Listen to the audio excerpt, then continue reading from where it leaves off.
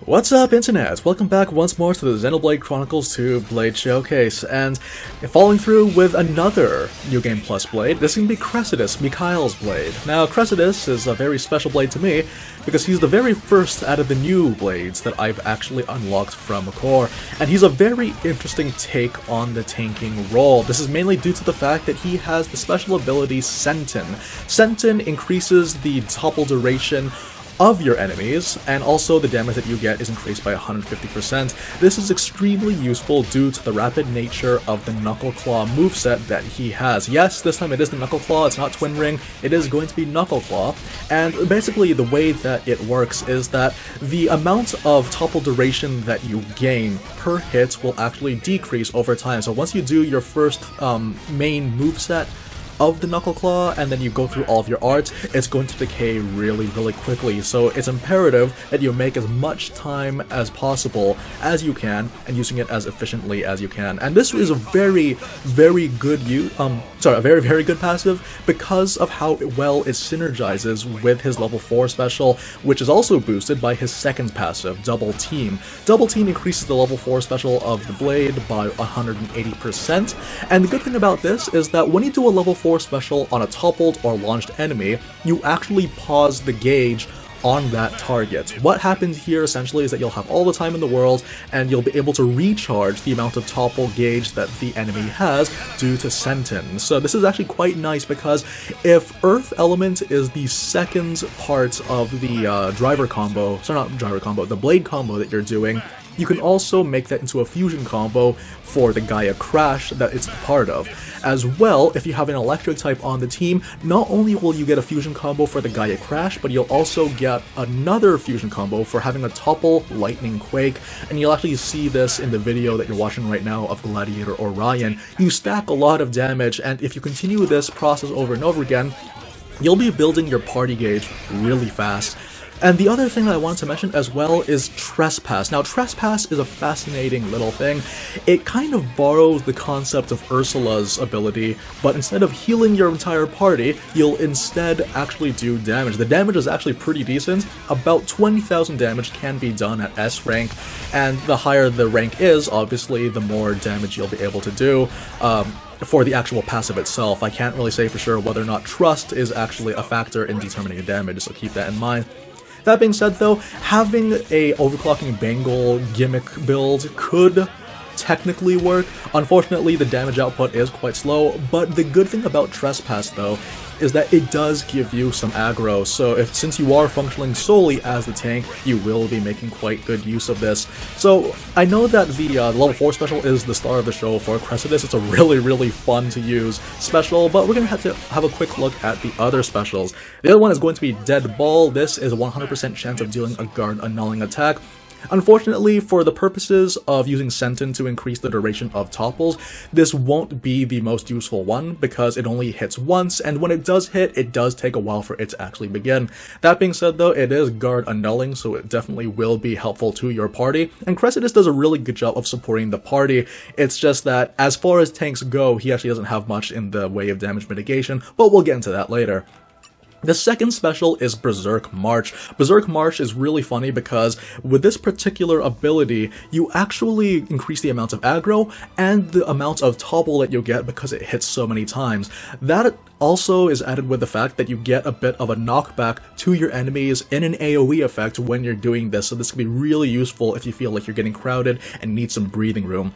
And finally, there is Earth Breath. I was not expecting the effect that this ability gets, but basically you do some big damage, and 50% of the damage that you deal will heal the entire party. Now, I know I mentioned that the level 4 special would be the main focus of using Cressidus for this video. However, if terrible things befall your party and you find that for whatever reason you may end up dying and you lose your affinity, therefore can't do a level 4, or you get separated and you see that everyone's on low health, then this is a nice little emergency that you can do, and you can still continue the blade combo as it goes. So that's a very nice thing to keep in mind. Now, in terms of Cressidus himself, just like with every other new blade, the Royal Guards cannot be modified. However, it does increase your maximum HP by 500%.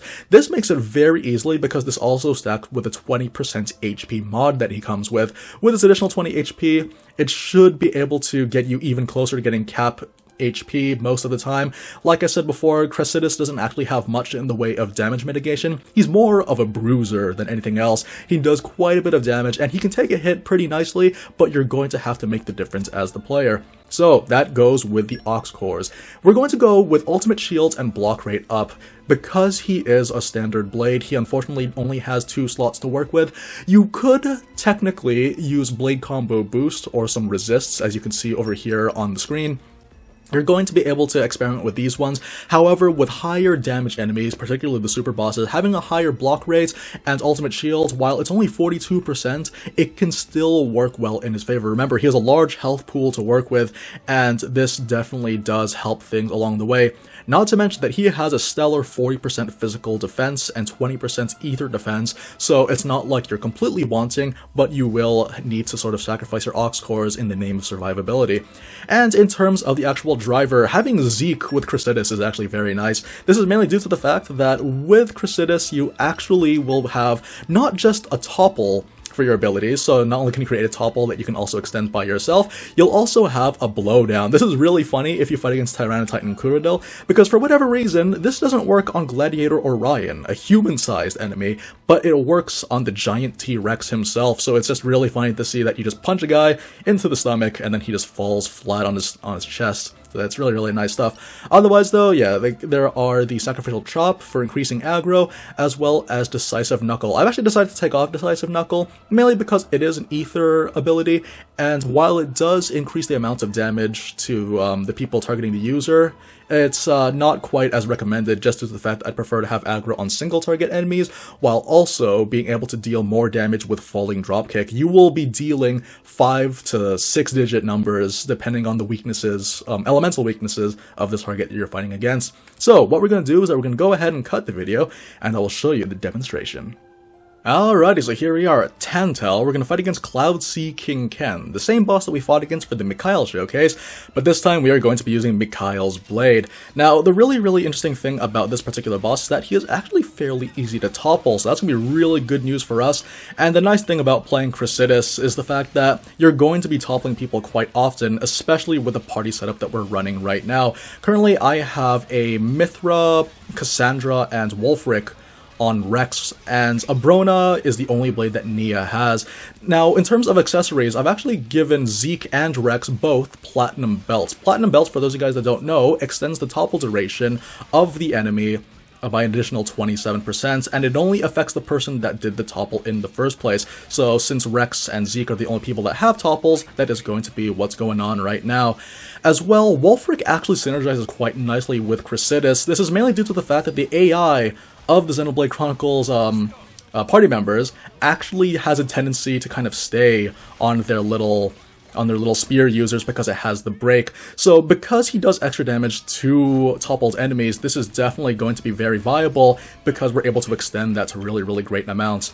Now, here is the fusion combo spam that I was just mentioning. So the moment the Gaia Crash finishes, we are able to extend the amount of topple and then give plenty of time for Lightning Bolt to kick in. Now, unfortunately, because they are opposite elements, if one is super effective, the other one will be less effective, so keep that in mind.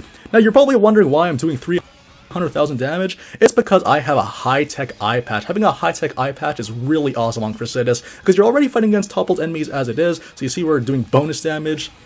As well, because the focal point of using Cressidus is going to be just going for plenty of cancels, like, we might as well get bonus damage while we're at it. Now, feel free to go for other options, but this is going to be probably my favorite option of the bunch. So again, kind of just gonna prolong the topple for a little bit, maybe wait until it's just... There we go. I think this is a pretty much a good length. Again, we are increasing the duration of the topple, and we also get the super effective damage, so this is going to be quite a bit, so this is going to be really exciting to watch. And again, because lightning is the opposite element, we're going to be doing a little bit less damage when Lightning Bolt comes in. That being said, though, we do have the fusion combo, so it's pretty nice. Honestly, if you want, you can add the blade combo boosts to your other party members if you think that'll make things a little bit better for you guys. For the most part, though, we are doing insane amounts of damage right now, so it's always nice. It's always nice to keep that in hand. Now, the other accessory, because again we do have 3 of these, we do have 3 slots to work with. So one other idea that we can go for is to actually use the use the diamond. The diamond gives me HP, and since we already have a very large HP pool to work with, we don't really want too much for HP anyway. Unfortunately, because our healer died, that is going to be a little bit of trouble, but what I'm going to do is that since we're doing so much damage as it is, I think just finishing things off with a good old-fashioned chain attack will be more than enough. So what we're going to do, we're actually going to do this fight twice, just because of how many times we're able to do this amount of damage. Okay, so here we go. We do need to use electric. Oh, sorry, no. Because we have electric, we can just use the earth type, so we only need 2 party members anyway. Unfortunately, the level 1 special doesn't do that much damage, but it's better than nothing. I should have picked Wolfric. That was my problem. That was a mistake. If I picked Wolfric, he would have died, but he's gonna die anyway. It's overkill, so that's always nice. So the main focal point, really, for using Cressidus is just to constantly be like having your other party mates with an earth element buffer the first parts of the Gaia Crash, and then you use level 4 special to do a second Gaia Crash. By the time you do all of these things, your third party member with the electric type should have something. I'm currently using Obrona because she does have the built-in break, and it helps to have someone with a very reliable built-in break. Other people that come to mind would obviously be Poppy QT Pie. I think she would be a very good choice, or Brigid. Anyone really that has a reliable break fits very well with Cressidus. Cressidus is the kind of tank that, while he might not have the insane survivability of characters such as, say, Mikhail, for example, he still gets the job done as a good damage dealer. And of course, because we have Wolfric and his ability to do bonus damage, not just at max affinity, but also with just having the additional damage from topples, you can see that there will be some really nice damage going along.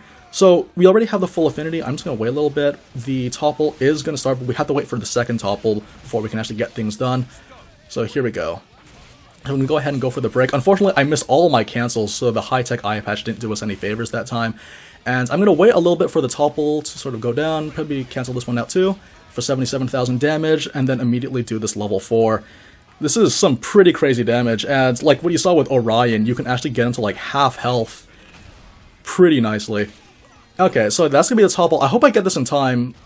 No, okay, unfortunately we missed the lightning quake, so we did not get the double fusion combos. If you can get that though, that is some pretty nice damage because it's guaranteed 6-digit HP. Well, this one was as well, but with the topple it's just even further. Okay, so again, just gonna go through my little cycles. We do have the 42% block rates, and then out of that 42% we get the 50% chance to completely nullify the damage. So let's see how that goes here. Like I said, the additional 27% for the topples only applies to whoever does the topple themselves, so Rex switched to Pyra in hopes of getting it, but since that didn't happen, we unfortunately will not be able to, well, unfortunately it had to kind of fall on me. So here we go again, and because we are separated, we just have to wait for this to build up. I messed up the cancel again for the topple, but that's okay. And this should be more than enough time. We will earn more time with this particular attack. And here we go. So hopefully now Nia's clued in, she's going to use Obrona. So that's going to be the topple Gaia Crash, and again we're going to go once more for the topple Lightning Quake. It's a very simple setup, but it's just really fun. The funny thing about Cressidus is that he's always sort of painted as this wrestler who's constantly piling on top of your enemies, doing merciless amounts of damage, and he really does make you feel that way though, and I think that's a really cool bit of design over there. Oh, we got that lucky break, so here we go. Obrona coming in clutch for us. And you know what? We're just going to go a normal Gaia Crash. So yeah, that's going to be the topple Gaia Crash, and we didn't even have to wait for the level 4. That was a full heal for the entire party though, so that's always welcome. And that is going to be a cooked squid for us. So yeah, Cressidus, again, he's a very brutal and visceral kind of blade to play as, mainly due to the fact that you are just making people fall down onto their backs, and then you're just doing plenty of pile drives on them. It's just really exciting stuff. Sorry, I don't know my proper wrestling terminology. I need to catch up on my male soap opera. But Cressidus really does make you feel like you're just kind of like I guess a gang of thugs just piling onto a single guy. It's just really great fun, and I'm glad to see that despite the fact that most of these new blades have borrowed movesets, they have little twists and little adjustments that make them feel wholly their own, and I think that that's a great thing to see, and that really bodes well for the future of Xenoblade Chronicles too, because even if they do continue to recycle old movesets, I really do hope that they do kind of this kind of radical change of what we've seen with Cressidus and even all the other blades. So guys, thanks very, very much for watching, and as usual, I will see you guys next time.